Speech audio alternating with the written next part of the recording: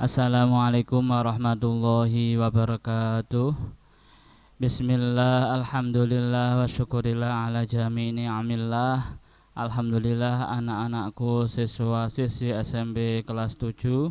Hari ini kita bisa bertemu lagi, kita bisa bermuwajah lagi dalam acara yang insyaallah penuh berkah, yaitu lanjutan pembelajaran mata pelajaran PAI kelas 7 SMP Al-Huda Kota Kediri.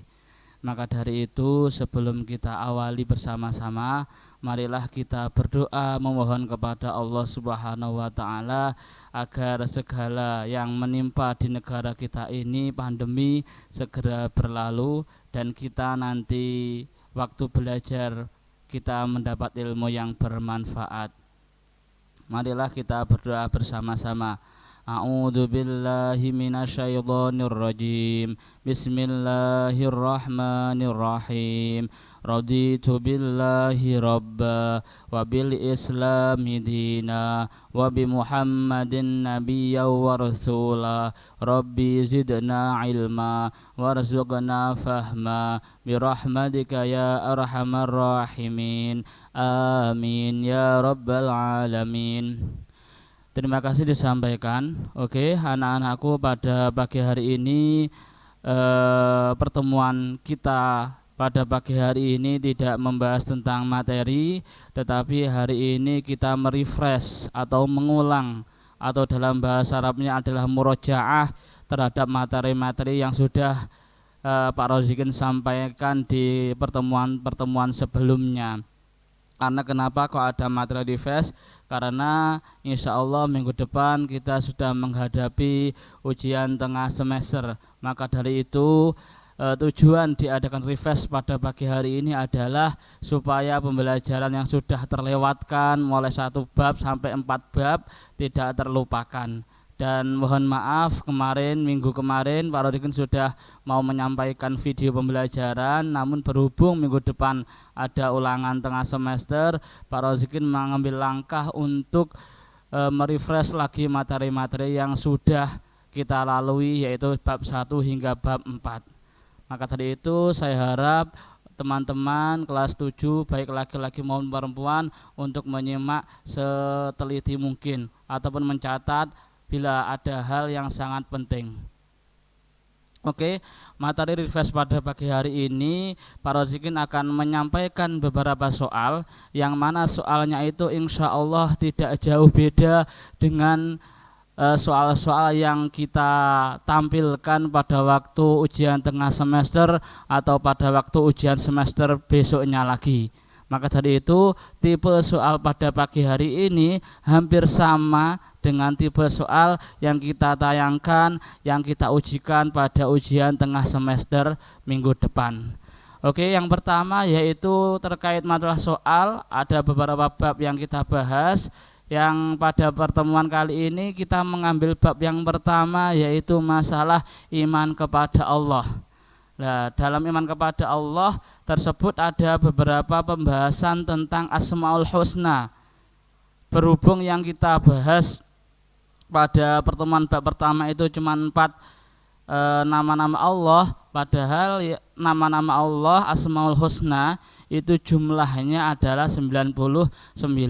Nah, kalau kita bahas semuanya setahun insya Allah tidak akan habis. Maka dari itu yang diambil cuma 4 item Asmaul Husna, yaitu Al-Alim, Al-Khabir, kemudian As-Sami, kemudian Al-Basir.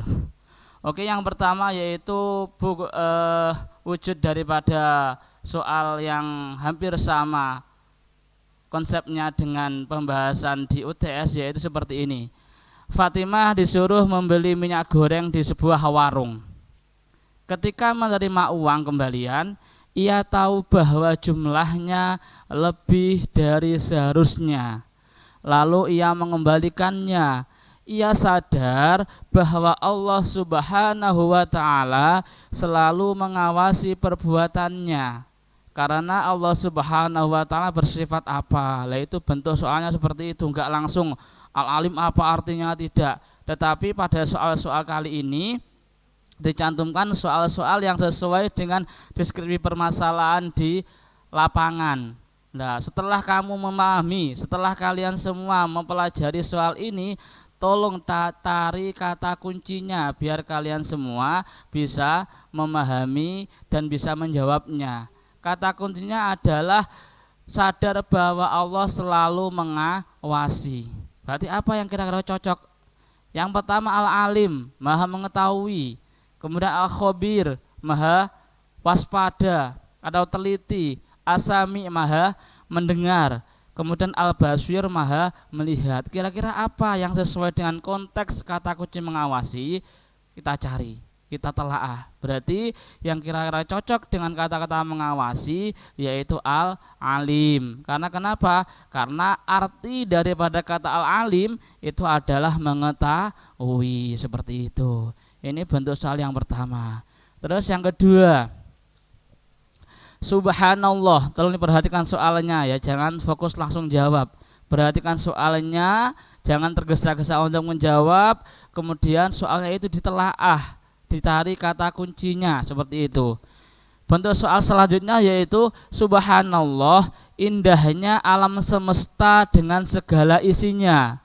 Semua tercipta dengan teratur dan seimbang.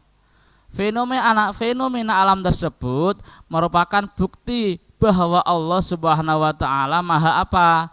Kalian sudah mengetahui mungkin di kehidupan sehari-hari. Semuanya terstruktur, tidak amburadul. Kita lihat saja organ tubuh kita, tidak mungkin ada yang berbenturan fungsinya, satu dengan lainnya berbeda fungsinya. Kalau mudah berbenturan berarti orang itu tidak sehat. Itu contoh kecil. Contoh lain seperti halnya alam. Kalau di Indonesia setengah tahun musim penghujan, setengah tahun musim kemarau, itu sudah seimbang. Nah, Allah menciptakan hal semacam itu, termasuk Allah mempunyai bukti bahwa Allah Maha apa? Nah, kira-kira apa yang cocok? Maha teliti atau al-khabir. Kalau mengetahui kan seperti awal tadi, mengetahui. Maha mendengar tidak, maha melihat juga tidak. Karena di situ ada kata-kata seimbang. Otomatis kalau ada kata-kata seimbang atau kata kunci seimbang dan teratur, pasti dia itu teliti, seperti itu ya. Oke, selanjutnya. Nah ini, Hasan selalu berhati-hati dalam setiap ucapan dan perbuatannya. Ditelaah soalnya. Karena ia yakin bahwa Allah Subhanahu wa taala senantiasa mendengarnya. Perbuatan tersebut merupakan pengamalan dari keyakinan Allah Subhanahu wa taala bersifat apa? Oke, ini ada dua jawaban yang insya Allah hampir sama. Nah, berhubung di bawahnya mengerucut lagi, maka jawabannya mengarah ke satu.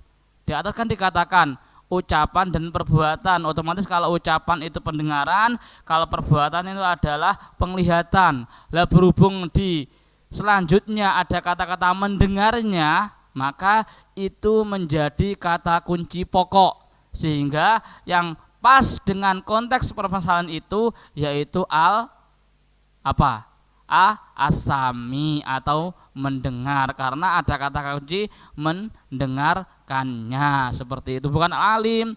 Kalau alim mungkin bahasanya ke perbuatannya, atau al-basir sama, tapi ada kata-kata yang mentaukiti atau yang menguatkan terhadap jawaban al-sami, yaitu mendengarnya, seperti itu. Oke, ini selanjutnya bentuk pembahasan soal selanjutnya. Rozikin mencantumkan soal yang membahas tentang masalah iman kepada Allah. Nah, sekarang membahas tentang masalah akhlakul karimah kita, yaitu pada bab kedua. Di situ ada jujur, kemudian ada istiqomah dan juga amanah. Ini bentuk soal yang membahas di bab kedua. Begini, Rosyid disuruh ayahnya pergi ke warung untuk membeli beras dan juga minyak goreng. Mungkin kalian yang perempuan pernah diutus orang tuanya, pernah disuruh orang tuanya. Rosyid diberi uang sebesar 20.000 dan masih ada kembaliannya dari 20.000 itu. Uang kembaliannya itu diberikan lagi kepada ayahnya. Perilaku yang ditunjukkan oleh Rasyid merupakan contoh perilaku apa? Jujur atau boros atau empati atau istiqomah? Kira-kira apa? Yang menjadi kata kuncinya yaitu kembaliannya diberikan lagi kepada ayahnya. Nah, itu kata kuncinya. Ya, berarti jawab yang cocok yaitu pada konteks kata-kata jujur ya. Jujur itu seperti itu. Kalian diutus sesuai dengan perintahnya. Jikalau kembali, maka kembalikanlah sesuai dengan aturannya, seperti itu. Itu adalah jujur. Selanjutnya, ini amanah ya. Ini bahasannya adalah amanah. Tadi kan sudah saya katakan bab kedua pembahasannya adalah jujur, amanah, dan juga istiqomah. Ini merupakan konteks pembahasan bab amanah. Menjaga tubuh agar selalu sehat dan terus bersyukur kepada Allah Subhanahu wa taala adalah jenis amanah kepada siapa? Di situ atau diri sendiri atau binatang. Nah, ini hampir sama. Kira-kira Allah atau diri sendiri. Nah, kita telah terlebih dahulu menjaga tubuh, berarti diri sendiri, agar selalu sehat dan terus bersyukur kepada Allah. Lah, maka yang lebih tepat dengan konteks soal pada surat ini yaitu kepada diri sendiri, karena menjaga tubuh itu erat kaitannya dengan diri sendiri. Beda kalau di belakangnya ada kata-kata dan terus digunakan untuk mengabdi, untuk beribadah kepada Allah, itu adalah konteks pembahasan amanah kepada Allah. Berhubung bersyukur, maka konteksnya kembali kepada amanah kepada diri sendiri, seperti itu. Nah, ini selanjutnya kembali ke Asmaul Husna, karena banyak sekali Asmaul Husna. Subhanallah, keindahan alam semesta dengan segala isinya, semua dilakukan dengan sangat rinci dan bekerja seperti yang Tuhan inginkan, tanpa memiliki tujuan yang salah. Fenomena alam semacam ini adalah bukti Allah Subhanahu wa taala mana? Kira-kira apa yang cocok? Maha mengetahui atau maha hati-hati atau maha mendengar atau maha melihat? Nah, kira-kira yang sesuai dengan hal ini adalah maha hati-hati. Jangan melihat, jangan mendengar, nanti konteksnya berbeda lagi. Jangan mengetahui, berbeda lagi, ya. Karena di sini ada istilah dengan rinci dan kemudian tidak ada tujuan yang salah, seperti itu. Berarti intinya adalah maha hati-hati. Oke. Nah, ini Allah maha melihat segalanya, meskipun wujudnya sangat lembut, baik di surga maupun di bumi. Nah, Allah melihat semuanya. Baik, mohon maaf, apapun yang kalian sembunyikan, sekalipun yang kamu sembunyikan itu adalah dalam hati nurani kamu, insya Allah, Allah pasti mengetahuinya. Kamu berbohong, meskipun tidak ada yang tahu, Allah tetap mengetahui. Kamu mohon maaf, mungkin berbuat negatif, menyontek, pasti Allah mengetahuinya. Meskipun kamu sembunyikan sembunyi-sembunyinya, tetap Allah mengetahui. Nah, ini termasuk dalam kategori konteks Allah mempunyai sifat apa? Yang pasti adalah melihat segalanya. Maka kata-kata kuncinya adalah melihat. Berarti al-basir, seperti itu ya. Oke. Allah Subhanahu wa taala mendengar setiap suara yang ada di alam semesta. Pendengaran Allah yang maha tinggi tidak terbatas, ataupun suara yang terpisah dari telinganya. Ini adalah makna dari apa? Kata kuncinya adalah mendengar. Berarti yang sesuai dengan mendengar itu adalah As-Sami. Kalau Al-Alim kan mengetahui. Al-Basir maha melihat. Kalau Al-Khabir maha teliti, maha hati-hati. Harus disesuaikan dengan konteks deskripsi masalah yang ada, seperti itu. Nah ini Siti Dayuni ya menemukan uang di kelas 50.000. Dia hanya butuh uang hari itu ya. Dia ingin mengambil uang untuk menggunakannya. Tetapi ia menyadari bahwa uang itu bukan miliknya. Ia tidak ingin menggunakan uang yang bukan miliknya karena Allah bersifatan apa? Karena ia percaya, Siti Dayuni percaya bahwa Allah bersifat apa? Ini saya gambarkan, semisal kalian jalan-jalan di depan rumah, kemudian kalian menemukan uang. Terus bagaimana langkah yang kamu ambil? Meskipun kamu sangat butuh kepada uang itu, apakah kamu ambil, kamu manfaatkan, atau kamu biarkan, atau kamu rawat kemudian kamu berikan kepada yang berwajib, atau apa? Nah, karena kalaupun kalian semua mempunyai sifat percaya bahwa Allah Subhanahu wa taala memiliki sifat seperti ini, niscaya uang tersebut tidak akan kamu ambil. Mungkin apa yang cocok dengan konteks pembahasan pada slide ini? Apakah Al-Alim? Apakah As-Sami? Apakah Al-Basir atau Al-Khabir? Mana kira yang cocok? Menemukan uang kemudian tidak digunakan, meskipun tidak menggunakannya, tidak mengambilnya, meskipun kalian sangat membutuhkan. Apa? Yang cocok adalah Al-Alim, seperti itu. Anita disuruh ibunya pergi ke warung untuk membeli beras dan juga minyak goreng.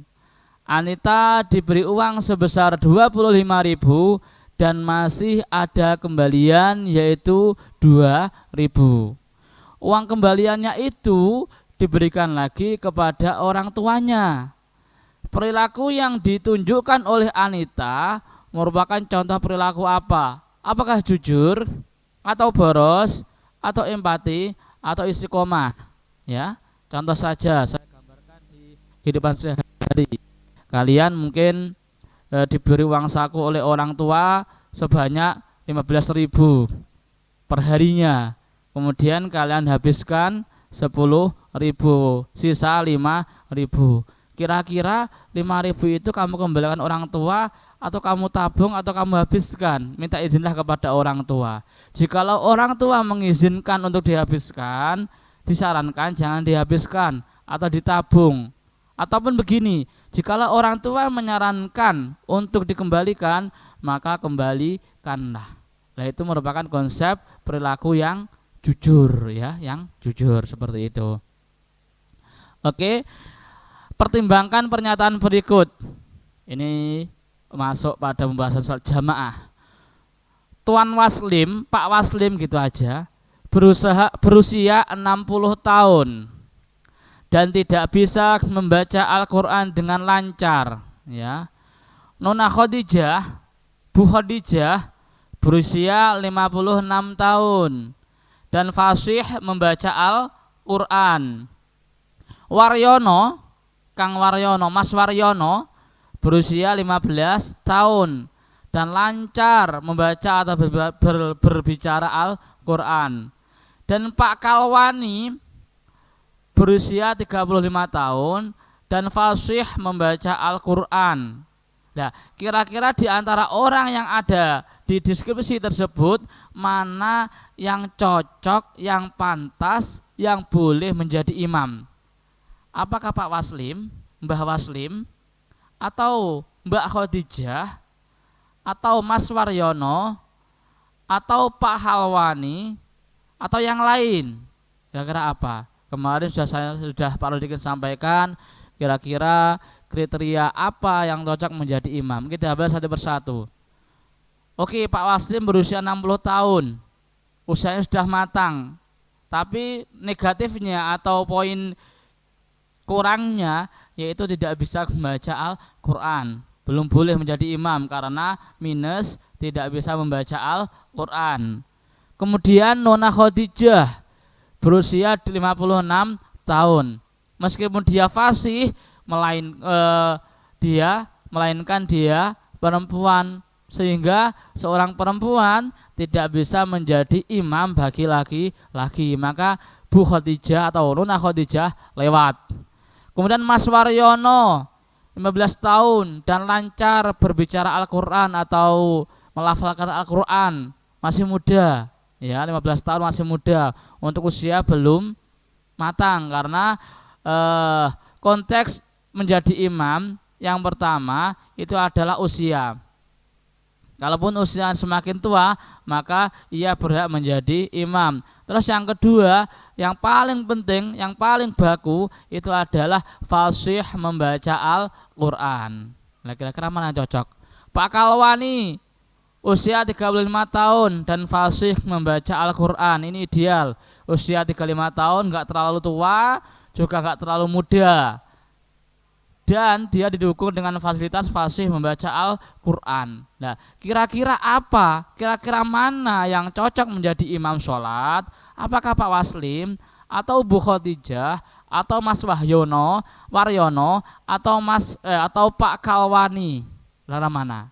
Yang cocok, yang sesuai dengan materi Pak Rozin kemarin, itu adalah Pak Kalwani, karena dia usianya ideal, tidak terlalu muda, tidak terlalu tua, dan sangat fasih membaca Al-Quran. Beda lagi bahasanya kalau nanti Pak Waslim sudah tua kemudian dia hafid atau dia hafal Al-Quran dan dia pasti fasih membaca Al-Quran, berbeda lagi nanti bahasannya. Ganti Pak Waslim. Berhubung Pak Waslim kekurangannya adalah tidak bisa membaca Al-Quran, sehingga yang bisa menjadi imam itu adalah Pak Halwani dengan usia 35 tahun dan fasih membaca Al-Quran.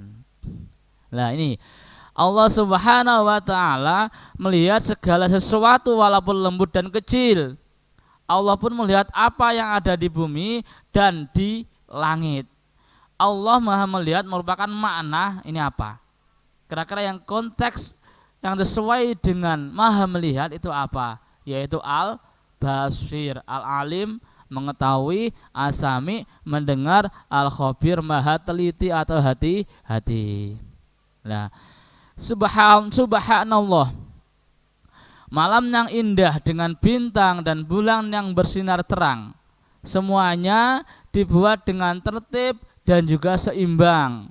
Fenomena alam ini adalah bukti bahwa Allah Subhanahu wa ta'ala, kata kuncinya adalah tertib dan juga seimbang. Maka maha mendengar atau Allah maha perhatian atau maha melihat atau maha mengetahui atau pengetahuan. Allah mempunyai bukti Allah apa?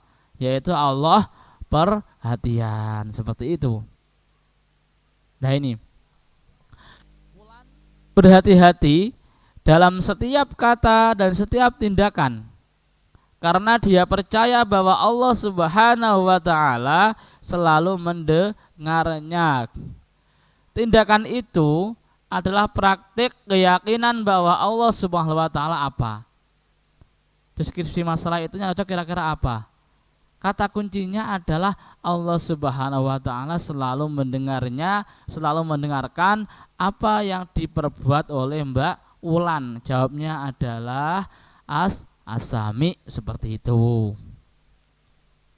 Nah, ini aulia diperintahkan untuk membeli gula di warung.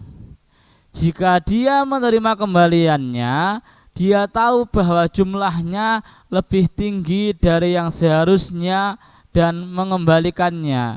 Dia sadar bahwa Allah Subhanahu wa ta'ala mengawasi tindakannya, karena Allah Subhanahu wa ta'ala Al-Basir, mengetahui, mengawasi. Nah, ini Ami meminta ibunya untuk berbelanja di Alfamart untuk membeli sabun, kan kemudian membeli pasta gigi. Ami diberi uang 30.000 dan masih ada kembaliannya yaitu berjumlah 17.000. Nah, kemudian kembaliannya itu diberikan kepada ayahnya. Nah, perilaku Ami itu mencerminkan apa? Yaitu jujur. Boros nggak mungkin. Kalau boros mungkin dibelikan jajan atau dibelikan apa kesukaan daripada Ami. Kalau jujur so pasti. Kalau empati itu mungkin diberikan kepada orang lain dengan tanpa meminta izin. Padahal yang empati itu harus ada izin dari orang tuanya, nggak cocok.